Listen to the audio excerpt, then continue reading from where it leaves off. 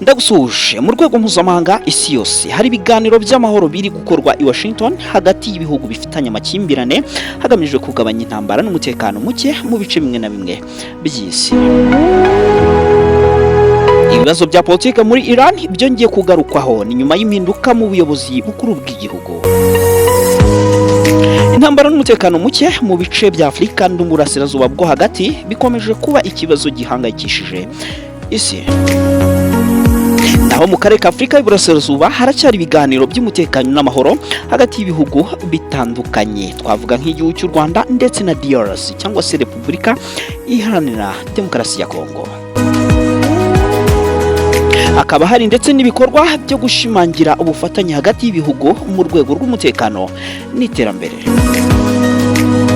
Mu gihugu cy'u Rwanda hari amasezerano mpuzamahanga ari gukurikiranwa Washington Peace Agreements, u Rwanda narwo ruri kugira uruhare mu kuyashyira mu bikorwa.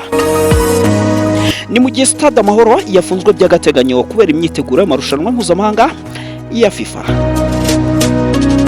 Hari ibiganiro byibanda ku iterambere ry'ubukungu ndetse n'ikoranabuhanga, monetization ku mbuga nkoranyambaga, ibingibi bikaba bikomeje gufata umwanya mu buyobozi. Tugiye mu makuru y'imikino, amakipe agiye atandukanye ku isi arimo kwitegura amarushanwa akomeye iyo mu mwaka wa 2026 harimo ndetse n'imikino ya FIFA iri hafi.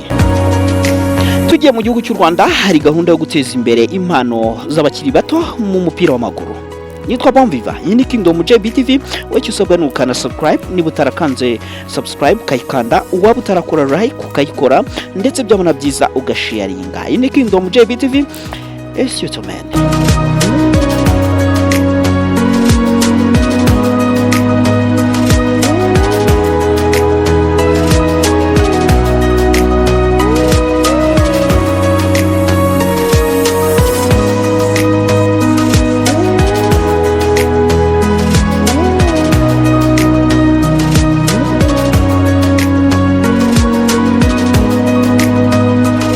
Ibiganiro binyuraho, indege z'intambara zarashwe, amato yarashwe mu gihe kitari cyanyacyo, inyamaswa z'inkazi zabayo zikomeye, impfu ziteje inkeke, harimo no kwiyahura kw'abantu.